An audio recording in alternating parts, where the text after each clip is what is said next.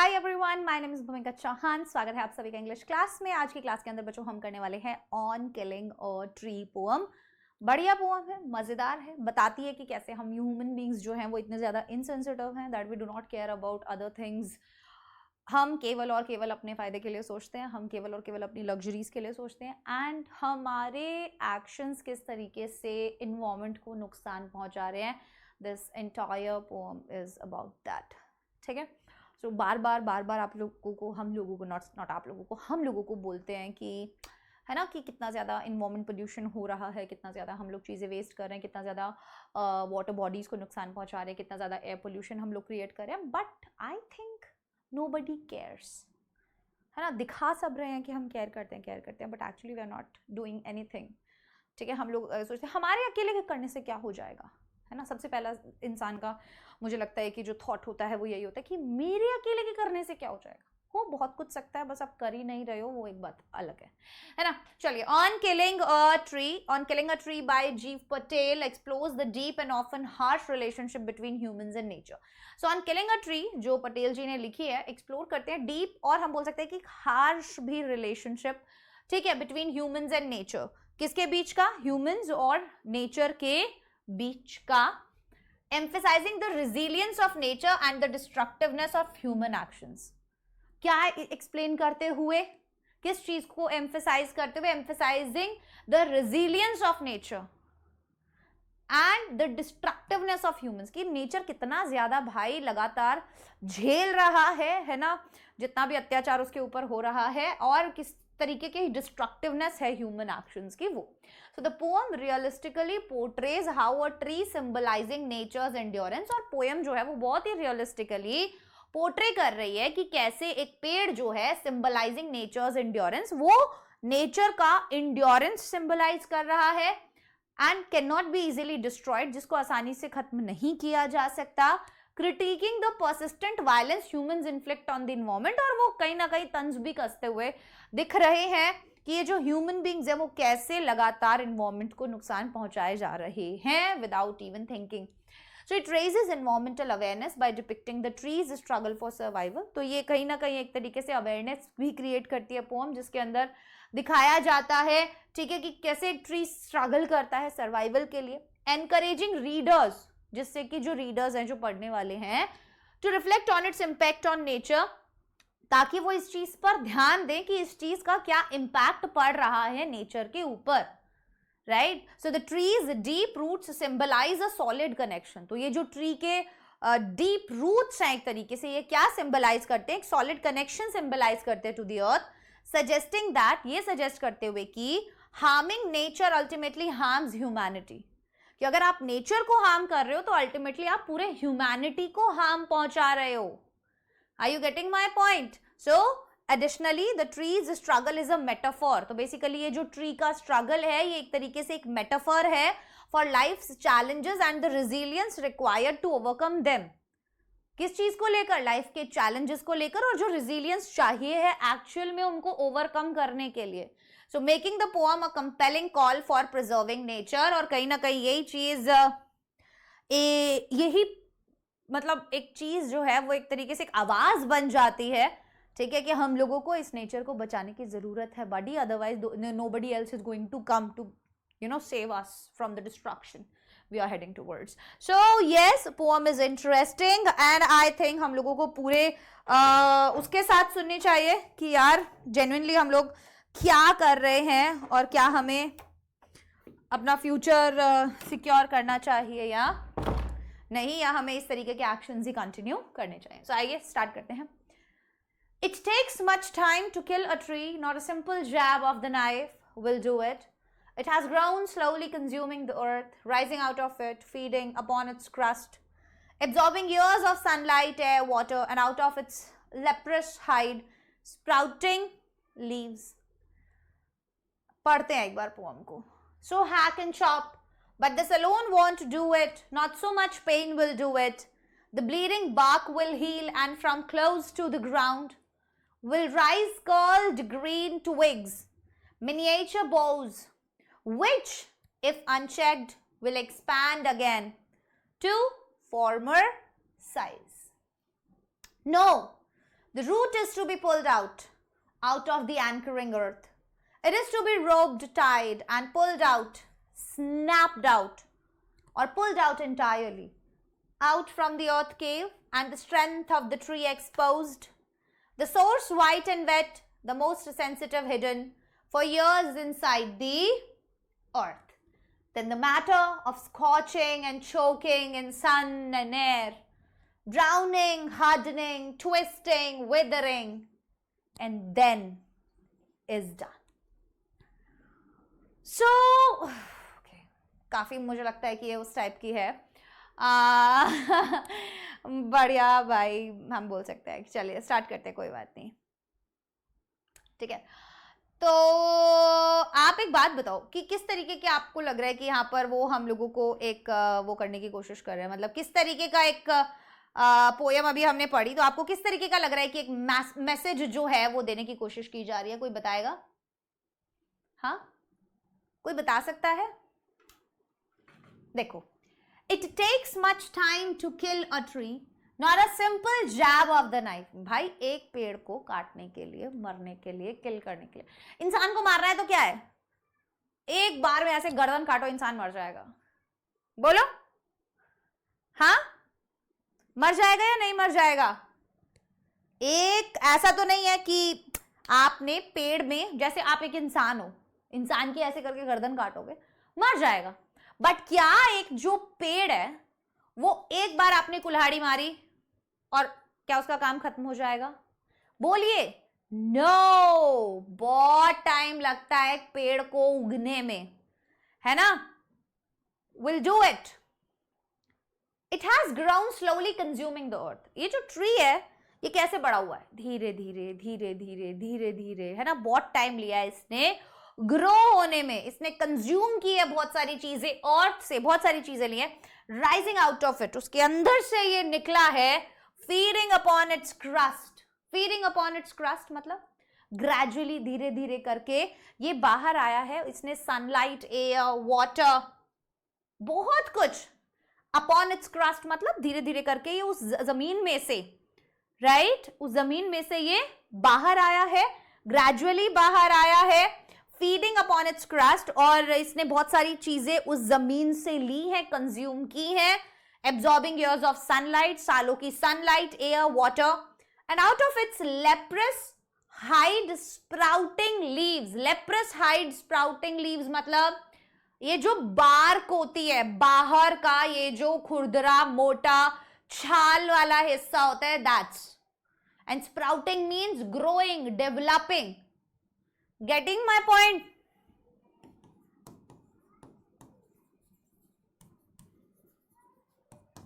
मेरी राइटिंग समझ में ना आए चिंता मत करना, यहां पर सब हमने लिखा हुआ है. ठीक है. So trees represents something that has grown slowly over time and has become deeply rooted, कि बहुत गहरी इसकी जड़ें बैठ गई हैं.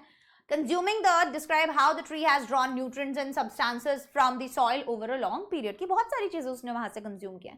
Rising out of it refers to the tree's gradual growth from the earth. Rising out of it तो मतलब उसमें से धीरे धीरे धीरे धीरे करके वो बड़ा हुआ है. Feeding upon its crust, feeding upon its crust indicates tree's consumption of earth's surface for nourishment, कि अर्थ का सरफेस जो है, क्रस्ट जो है, उसको उसने यूज किया है for nourishment. Obviously absorbing years of sunlight, air, water highlights the tree's dependence on natural elements of its growth and sustenance. है ना? वो दिखा रहे हैं कि ट्री कैसे डिपेंड करता है नेचुरल एलिमेंट्स पे अपनी ग्रोथ और सस्टेनेंस के लिए, जिंदा रहने के लिए. लेप्रस हाइड मतलब होता है rough, diseased looking exterior of the tree. बाहर का जो छाल वाला हिस्सा होता है, it's not smooth, right, it's rough और ऐसे क्रैकी क्रैकी होता है. Sprouting leaves represent the trees natural growth and renewal process. झड़ जाते हैं, देन वापस से आते हैं, टहनियां निकलती है, काट देते हैं, फिर टहनी उग जाती है. So trees are strong and resilient. बहुत स्ट्रांग होते हैं, बहुत रेजिलिएंट होते हैं, हार नहीं मानते हैं.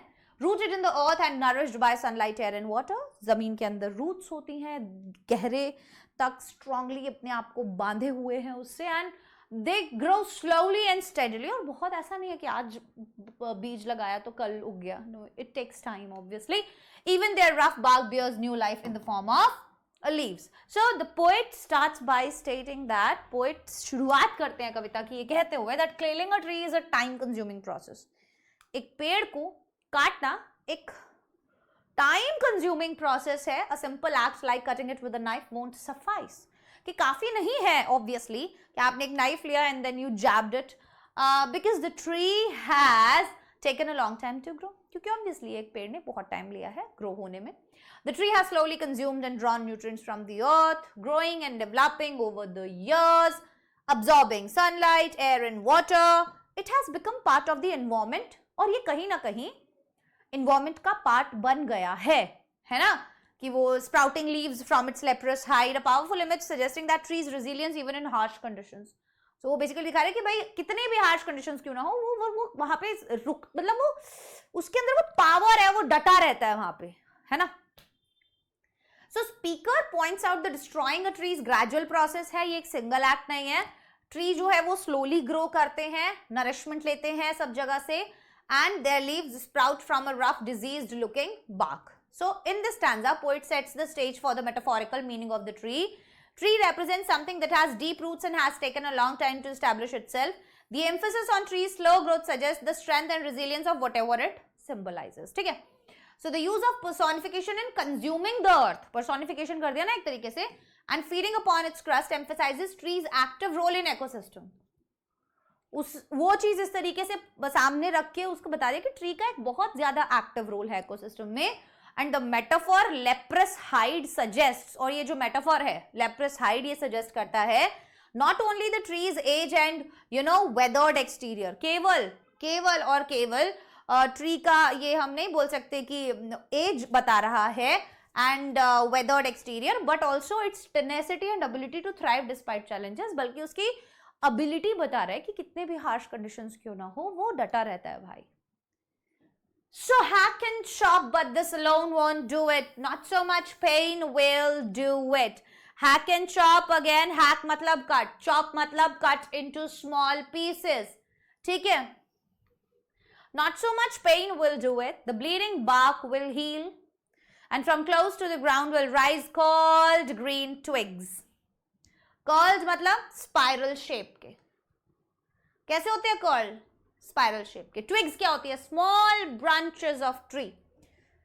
Miniature boughs which if unchecked will expand again to form a size. ये बहुत अच्छी बात कही है सच में. और ये तो हम लोगों को लगता है कि अगर आप किसी भी एक पेड़ का कोई भी ट्रंक है ना अगर काट देते हो, so hack and chop but this alone won't do it.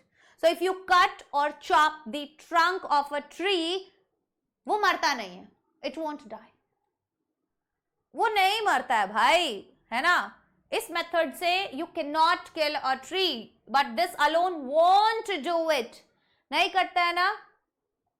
जब भी हम कोई एक ब्रांच या कोई एक ट्रंक किसी भी ट्री का काट देते हैं तो क्या वो मर जाता है? नहीं, बट उसमें से एक सैप लिक्विड आता है. The bleeding bark will heal. तो जब आप काटते हो ना तो उसमें से एक लिक्विड बाहर आता है, सैप लिक्विड. उसको ये ब्लीडिंग बोल रहे हैं कि आपने किसी को काटा उसमें से खून निकल रहा है एक तरीके से. बट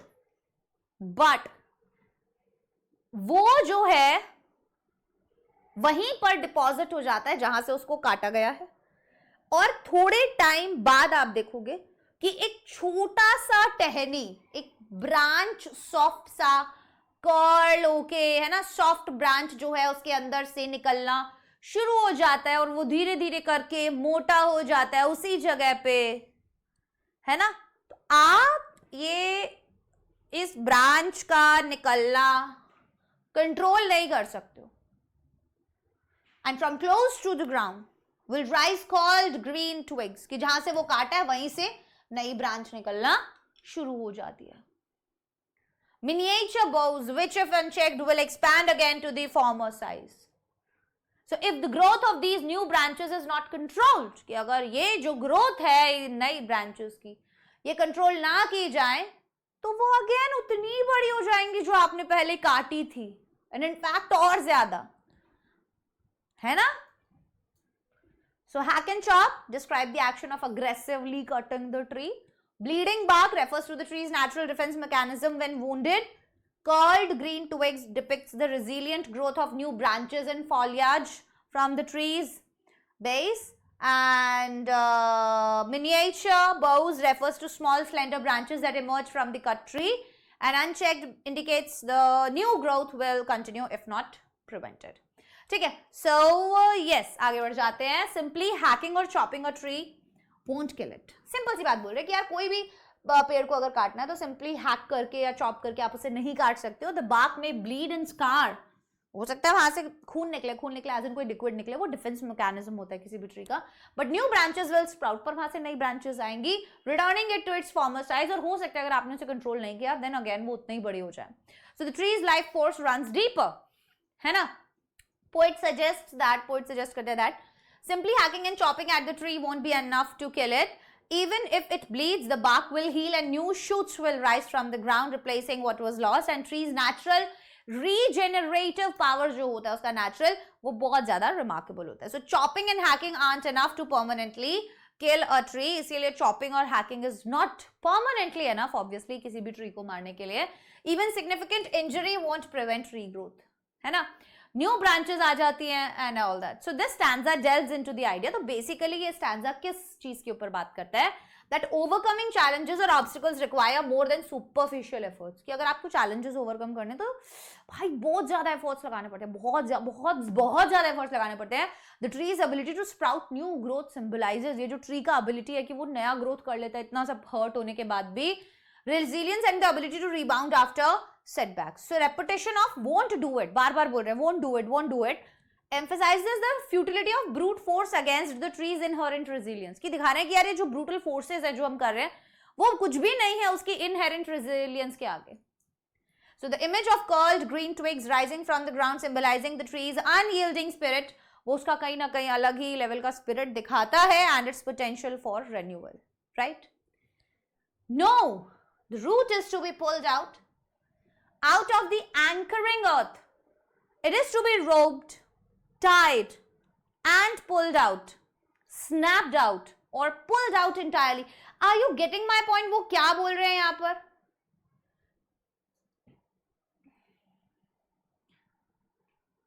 कि तुमको बहुत ही कतई जोर लगाना पड़ेगा. क्या करना पड़ेगा? नहीं, root is to be pulled out. अगर तुम्हें एक्चुअली किसी पेड़ को मारना है तो क्या करना पड़ेगा बच्चा? क्या करना पड़ेगा? तुमको उसको रोप से बांधकर उसको जड़ से उखाड़ना पड़ेगा. और यहाँ पर अर्थ क्या कर रही है? अब अर्थ उसको जकड़े हुए एज एन एंकर अर्थ यहाँ पर काम कर रही है.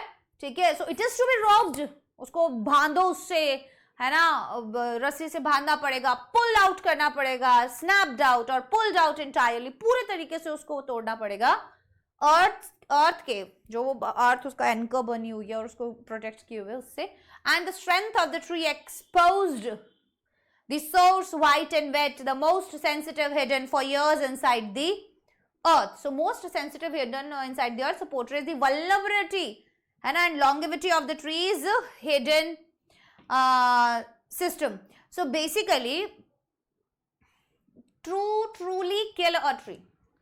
अगर आप रियल में किसी एक ट्री को मारना चाहते हो तो आपको उसके कोर को, है ना, चोट पहुंचानी होगी. अगर आप किसी इंसान को भी चोट पहुंचाने लगते हो तो आप उसकी कमजोरियां ढूंढते हो, है ना.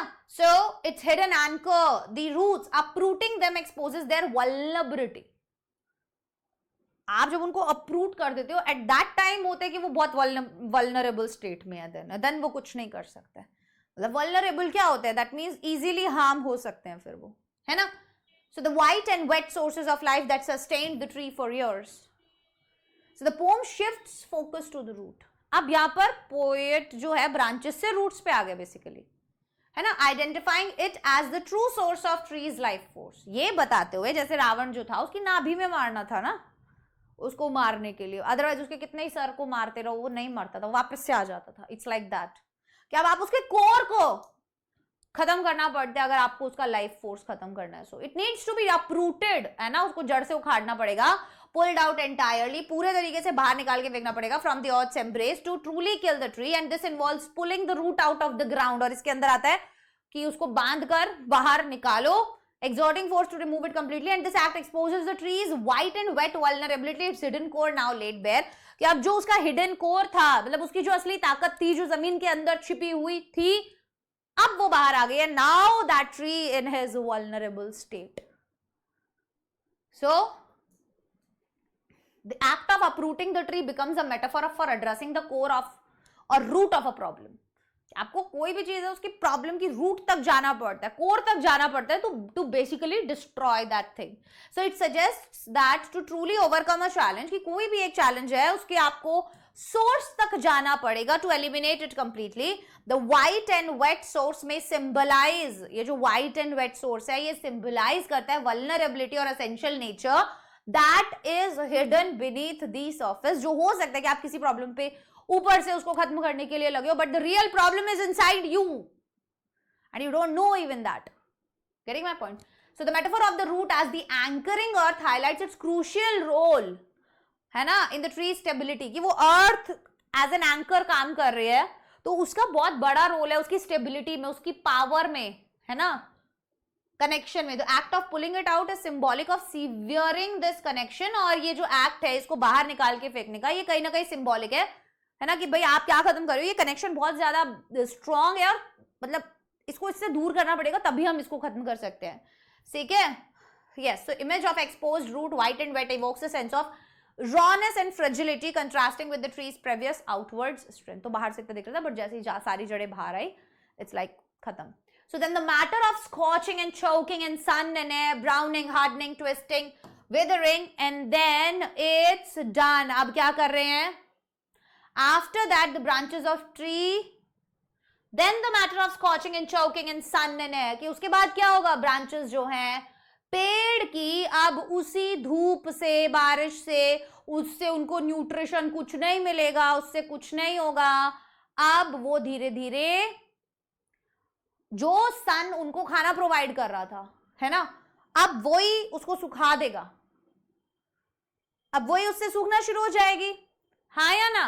वो ब्राउन कलर के हो जाएंगे, उसके पत्ते वत्ते सब सूख जाएंगे एंड अब वो बेसिकली सड़ना, गलना, सूखना स्टार्ट हो जाएगा. यस. सो अब ट्री का कंप्लीट डिस्ट्रक्शन ऑब्वियसली हो जाएगा, जैसे ब्राउनिंग, हार्डनिंग, ट्विस्टिंग, वेदरिंग, इस सब का मतलब यही है, डिस्ट्रक्शन डिस्ट्रक्शन डिस्ट्रक्शन डिस्ट्रक्शन. सूख जाएगा, ब्राउन हो जाएगा, ये हो जाएगा, वो हो जाएगा, एंड देन इट्स डन. बस खत्म, काम खत्म. So scorching and choking describes the final stages of killing the tree through environmental stress. Browning, hardening, twisting, whitening, withering depicts the gradual decay and death of the tree, धीरे धीरे करके, है ना. And it is done indicates the completion of tree's destruction, और it is done से समझ आ जाता है कि भाई इससे complete destruction जो है tree का obviously हो जाएगा. So after the root is exposed, the final steps involve subjecting the tree to harsh conditions. Roots expose हो गई तो अब harsh conditions में, है ना, बस सूरज है, अर्थ है, जो हमारा एयर है, सो जो एक समय पर बहुत ग्रीन कलर की लीव्स होती थी वो ब्राउन हो जाएंगी, harden, twist and winter wither. So this agonising process leads to the eventual demise and death of the tree. तो ये जो एगनाइजिंग प्रोसेस है बेसिकली, ये कहीं ना कहीं इवेंचुअल डेथ, डिमाइस, उसके डिस्ट्रक्शन का कारण बन जाएगा. And once uprooted the tree is left exposed to the elements. और एक बार जब तक वो जमीन के अंदर इन हार्श कंडीशंस से छुपा हुआ था तब तक उसका कोई कुछ नहीं बिगाड़ पा रहा था, बट जैसे ही वो मतलब आपकी कमजोरी का जैसे ही पता चला, है ना, and if it's out there then obviously everyone would be able to destroy you. तो ये वैसा ही है कि यार आप अपनी कमजोरियों का किसी को भी पता मत चलने दो, या आपको क्या चीज हर्ट कर सकती है उस चीज का आप पता मत चलने दो, आपको उन्हें हाइड करके रखना चाहिए. जैसे एक ट्री अपने रूट्स को हाइड करके रखता है, वो ही उसकी ताकत बनती है जब तक वो हाइड करके रखा हुआ उनको. जैसे ही वो बाहर निकली, it's out there and you know वही एलिमेंट्स नेचर के उनको उसको डिस्ट्रॉय कर देते हैं जो अभी तक उसका कुछ नहीं बिगाड़ पा रहे थे, है ना. So yes, the harsh verbs like scorching, choking and withering paint a vivid picture of the tree's suffering. ये पेंट करता है एक vivid picture ट्री की suffering का. Contrast between the green leaves mentioned earlier and now brown state underscores the irreversible damage inflicted. The poem ends with a sense of finality and a lingering sadness at the cost of severing a connection to the natural world. ठीक है, अगर आप चाहें तो ये summary देख सकते हैं हम लोग, एक बार फटाफट से देख लेते हैं. Stanza 1, killing a tree takes time and effort, not just a single strike. Its strength comes from years of absorbing earth, sunlight, air and water. तो एक दिन का काम नहीं है, ठीक है. एक सिंगल स्ट्राइक से ऐसा नहीं है कि आप किसी भी पेड़ को मार सकते हो, जैसे किसी भी जानवर को या इंसान को एक सिंगल स्ट्रोक से मारा जा सकता है. But that's not true with trees. Chopping and hacking won't kill it permanently. और जो ये चॉपिंग और हैकिंग है, ये इसको परमानेंटली किल नहीं करता है. Even severe injury will heal and new branches will sprout. बहुत ज्यादा सिवियर इंजरी जो है वो भी वो हील कर लेता है और नई ब्रांचेस जो है वो आ जाते हैं, possibly restoring the tree to its former size. और शायद वो चीज उसको उसके फॉर्मर साइज में वापस पहुंचा दे, है ना. The key to truly killing a tree is ripping out its roots. और अगर आप सच में किसी एक ट्री को मारना चाहते हो तो आपको उसको रूट्स से उखाड़ना होता है. And the source of its life force, जो कि उसके ऑब्वियसली लाइफ फोर्स का सोर्स है. So they must be uprooted completely, exposing the hidden vulnerability deep within the earth. चलो, can a simple jab of knife kill a tree? Why not? No, a simple jab of knife cannot kill a tree. हम कुछ NCERT के questions भी practice कर लेते हैं साथ के साथ, ठीक है. ये चीज हेल्प करेगी. चलो, क्या एक simple jab of the knife kill a tree? Why not. क्या ये एक सिंपल जैब जो है नाइफ का, ये एक ट्री को मार सकता है? व्हाई नॉट, क्यों नहीं. नहीं, A simple jab of knife cannot kill a tree. नहीं, एक simple jab of knife एक tree को नहीं मार सकता. The place from where the tree is cut will give out sap and once the wound heals, और जो जहां से आपने उसको काटा है ना, वहां से कुछ लिक्विड सा निकलेगा और उसके बाद वहां से वापस से वो वूंड हील हो जाएगा और नई ब्रांचेस और लीव्स जो हैं वो ऑब्वियसली ग्रो कर जाएंगी उसमें से, which will develop into trees, जो अगेन एक ट्री में डेवलप हो जाएंगी, ब्रांचेस बन जाएंगी. How has the tree grown to its full size? List the words suggestive of its life and activity.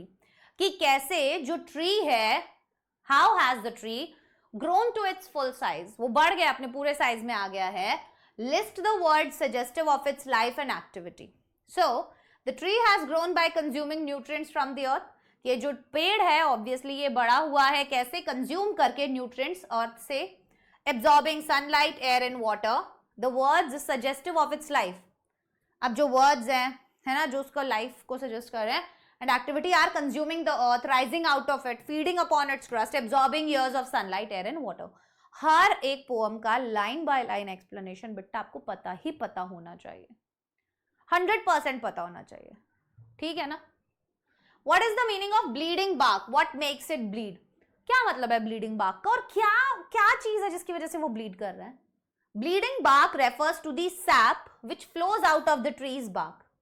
So bleeding bark का मतलब होता है basically sap which flows out of the tree's bark, जो tree के bark से flow out कर रहा है where it is cut, जहां से उसको काटा गया है. and the tree bleeds when it is cut with a knife. और ये जो ट्री है ऑब्वियसली ये ब्लीड करता है जब उसको एक नाइफ से काटा जाता है. So the poet says, कवि कहते हैं no. Question number 4. In the beginning of the third stanza की beginning में, what does he mean by this? इससे उनका क्या मतलब है ना, इस चीज से उनका बोल रहे क्या मतलब है. So no means that, no का मतलब है कि the tree will not die by cutting or chopping the trunk, कि जो ट्री है वो नहीं मरेगा उसके ट्रंक को कट करके या चॉप करके. What is the meaning of anchoring earth and earth cave? Anchoring earth और earth cave का क्या मतलब है? So anchoring earth means that earth supports the tree firmly. Anchoring earth का क्या मतलब हो जाता है कि वो जो earth है वो ट्री को कैसे कर रही है? सपोर्ट कर रही है, बहुत firmly सपोर्ट कर रही है. And earth cave refers to the pit in the earth. और earth cave क्या रेफर कर रहा है? वो pit earth के अंदर where the roots of the tree binded, जहां पे वो अपने आप को बाइंड करके रखे हैं बहुत स्ट्रांग तरीके से, है ना. What does he mean by the strength of the tree exposed? अब इससे क्या मतलब है? वो ऐसा क्यों कह रहे हैं कि जो स्ट्रेंथ है ट्री की वो एक्सपोज हो गई है, अब उस पर हावी हुआ जा सकता है. So the strength of the tree exposed means that upon being uprooted, कि जब हमने उस पेड़ को उखाड़ा, है ना, जब हमने उस पेड़ को उखाड़ दिया, the most sensitive and important part of the tree, तो जो मोस्ट सेंसिटिव और इंपॉर्टेंट पार्ट था ट्री का जो कि है the roots, will no longer remain hidden in the earth, कि अब वो छुपी हुई नहीं है अर्थ के अंदर, है ना, वो एक्सपोज्ड है. But finally kills the tree. क्या चीज है जो फाइनली एक ट्री को मार देती है? What is that thing? So the tree dies. कोई भी ट्री जो है वो मरता है व्हेन इट इज अपरूटेड, जब उसको क्या किया जाए, काट दिया जाए। When it is detached from the earth, जब उसको अर्थ से डिटैच कर दिया जाए, it withers, hardens, twists and finally dies. ठीक है, तो ये थे बच्चों हमारे ऑब्वियसली कुछ इंपॉर्टेंट क्वेश्चंस जो आप लोगों ने देखे। I wish and I hope कि आप लोगों को पसंद आया होगा आज का ये चैप्टर। और कोई भी पोएम जब आप पढ़ रहे हो तो प्लीज आप उसको इसी तरीके से अच्छे से लाइन बाय लाइन पढ़िएगा।